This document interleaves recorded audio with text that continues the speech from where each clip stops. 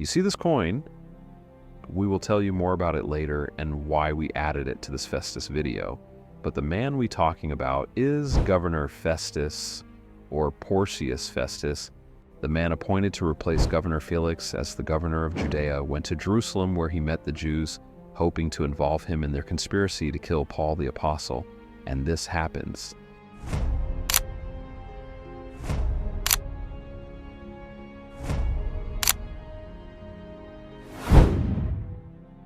Welcome back to the channel. Today we dive deep into the story of a Roman governor named Festus, a man who played a key role in the fate of one of the most famous figures in the Bible, the Apostle Paul. If you're curious about the people behind the scenes of biblical history and the events that shaped the spread of Christianity, you've come to the right place. Who was this Roman governor, Festus? How did his decisions shape Paul's journey? And what can we learn from this fascinating piece of ancient history? Let's unravel the gripping story of Porcius Festus, a man balancing between Roman law, Jewish politics, and divine destiny. Stick around to the end to see how his actions impacted the spread of Christianity. And don't forget to subscribe and hit that notification bell so you never miss a deep dive like this one.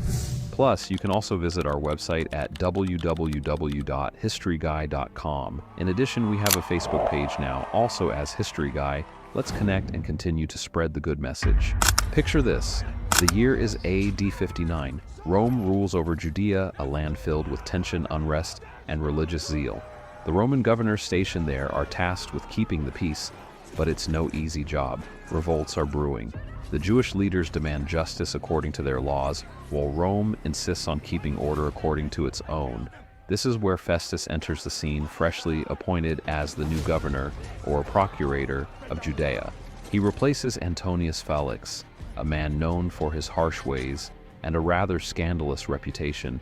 Felix left things in a mess. Paul, yes, that Paul, has already been sitting in prison for 2 years, all because Felix couldn't make a clear decision. Now Festus inherits the case, and with it, the tension between Paul and the Jewish authorities. As soon as Festus arrives in Judea, the Jewish leaders waste no time. They meet him with a request: send Paul to Jerusalem to be tried there. But they have a sinister plan. If Festus agrees to transfer Paul, they'll ambush him on the way and kill him. Festus, new to his role, doesn't know all the details yet.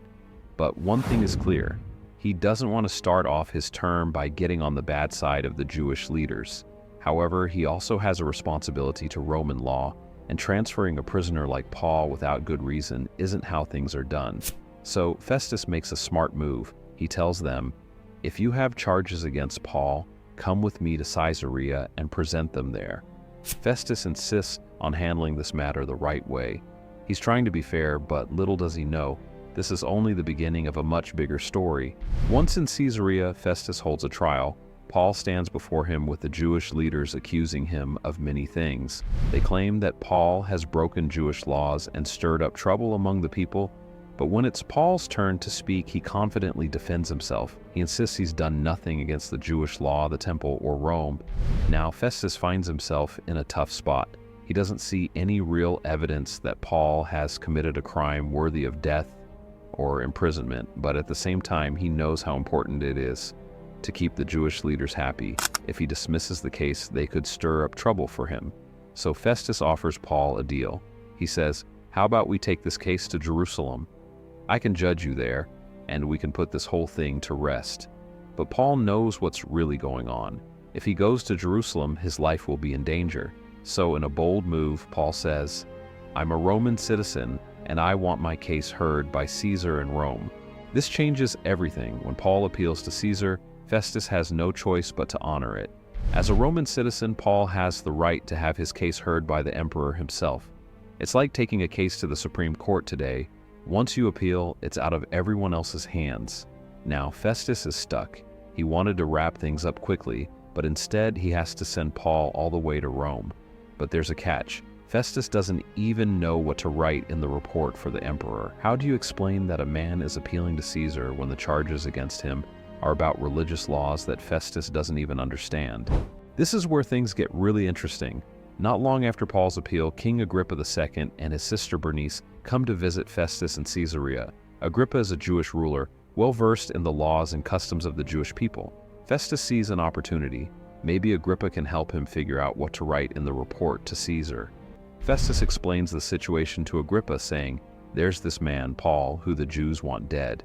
But I found nothing worthy of death, and now he's appealed to Caesar, but I have no idea what to tell the emperor about him." Agrippa is curious. He agrees to hear Paul's defense himself. The next day, Paul stands before a grand audience, with Agrippa, Bernice, and Festus all listening. Paul takes this opportunity to share his story, how he encountered Jesus on the road to Damascus, how his life was changed, and how he's now on trial for preaching about the resurrection of the dead. As Paul speaks with passion and conviction, Festus interrupts. "Paul, you are out of your mind. All your learning has driven you mad." But Paul responds calmly, "I'm not mad, most excellent Festus. What I'm saying is true and reasonable." Agrippa, too, is amazed by Paul's words. He even says, "Do you think you can persuade me to become a Christian so easily?" By the end of the hearing, Agrippa turns to Festus and says, "This man could have been set free if he had not appealed to Caesar." And just like that, Festus sends Paul on his way to Rome. What started as a small trial in Caesarea has now become a journey to the heart of the Roman Empire. Festus may not have realized it, but his decision to send Paul to Caesar would play a crucial role in the spread of Christianity. Paul's arrival in Rome marked a turning point. From there, the gospel message would reach new heights, and the seeds of faith planted by Paul would grow into a movement that would change the world forever. Festus's time as governor was brief, but his decisions had a lasting impact. Though he may not have fully understood the significance of Paul's message, Festus was part of a much larger plan, one that would lead the gospel straight to the heart of the Roman Empire. It's fascinating how God can use even the decisions of Roman governors to fulfill his purposes. Festus thought he was simply following protocol, but in reality, he was paving the way for the gospel to spread to the ends of the earth. Though Porcius Festus's tenure as governor of Judea was short, the decisions he made created ripples that extended far beyond his time and place. In the eyes of Rome, Festus was just another official tasked with keeping order in a troublesome province. Judea was notorious for its uprisings and tensions, and managing both Roman law and Jewish expectations was no easy task. Festus had to handle volatile political forces, religious zeal, and unrest. However, one particular case, the trial of Paul the Apostle, would have consequences beyond what any Roman governor could have imagined. Festus did not govern with the foresight that we now have looking back through history. His focus was likely on making practical political decisions to avoid conflict with the Jewish leaders while upholding Roman justice. Yet, the story of Paul's trial shows that even the seemingly mundane actions of government officials can become part of God's greater plan. Festus's decisions, while driven by protocol and political necessity, opened a door that would lead to the spread of Christianity into the heart of the Roman Empire. Festus probably did not care deeply about the theological debates between Paul and the Jewish leaders. To him, Paul's preaching about the resurrection of Jesus may have seemed like an obscure dispute within a minority religious group. His primary goal was maintaining peace and avoiding unnecessary conflict with the Jewish authorities, whose cooperation he needed to govern effectively. Yet behind these political calculations, God's divine purpose was quietly unfolding. What Festus saw as routine legal procedures, granting Paul the right to appeal to Caesar, consulting with King Agrippa to make sense of the charges, and ultimately sending Paul to Rome, were all steps in fulfilling a greater mission. The trial that seemed to be a bureaucratic challenge for Festus was, in fact, a part of God's plan to ensure that the message of Jesus Christ reached the very center of power, Rome. It's easy to miss the significance of Festus's role unless we take a step back and look at the larger picture. Festus wasn't a believer, nor was he someone actively working to promote the gospel. He was just a Roman governor, doing his job. But as the Bible repeatedly shows, God's providence works through all people, even those who don't realize it. Festus thought he was following protocol, upholding Roman law, and handling a prisoner's legal appeal. But in reality, God was using Festus's decisions to advance his kingdom in ways Festus could never have anticipated. This is a recurring theme throughout Scripture, from the Pharaoh of Egypt, who allowed Joseph to rise to power, to Cyrus of Persia, who issued a decree for the rebuilding of Jerusalem. God has often used the decisions of rulers and leaders, even those who did not know him, for his divine purposes. Festus became part of this pattern. His decision to honor Paul's appeal to Caesar didn't just solve a legal problem, it launched the final phase of Paul's missionary journey and ensured that the gospel would reach new heights. By sending Paul to Rome, Festus unknowingly set the stage for one of the most significant moments in Christian history. Rome, the heart of the ancient world, was not just a political powerhouse. It was a city from which ideas and movements could spread across the empire and beyond. Paul's arrival in Rome meant that the gospel would reach an audience that would shape the course of history. From there, Christianity would grow, eventually becoming the dominant faith in the Roman Empire. Without Festus honoring Paul's appeal, Paul might never have made it to Rome. He could have been killed along the way or quietly executed under pressure from the Jewish authorities. But instead, Festus's decision protected Paul's life and ensured that he would carry out God's mission in the capital of the world. What's remarkable about Festus's story is that he probably never realized the importance of what he did. To him, Paul was just a prisoner exercising his right as a Roman citizen. The trial was just another case to resolve in a long line of difficult legal matters. Yet, without knowing it, Festus became an instrument in God's divine plan.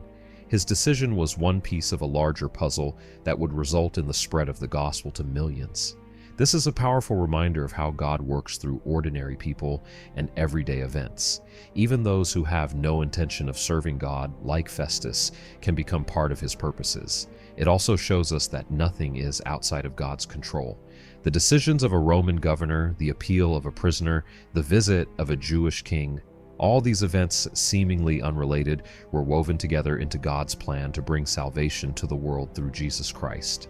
So, the next time you feel like the people around you aren't cooperating with God's plan, remember the story of Festus. Even when people don't realize it, God is at work.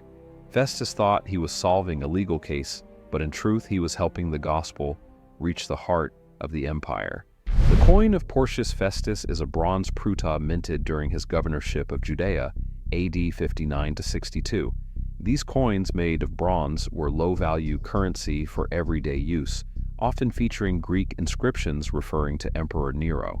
Though it was rare for Festus's name to appear, symbols like palm branches or wreaths represented peace or Roman victory. The coins reflect the balance between Roman authority and local traditions. If you get this kind of coin today, it can be sold at a very high price. What do you think about Festus? Let us know in the comments. Was he just a man doing his job, or was there something more going on? Until next time, stay curious and keep exploring.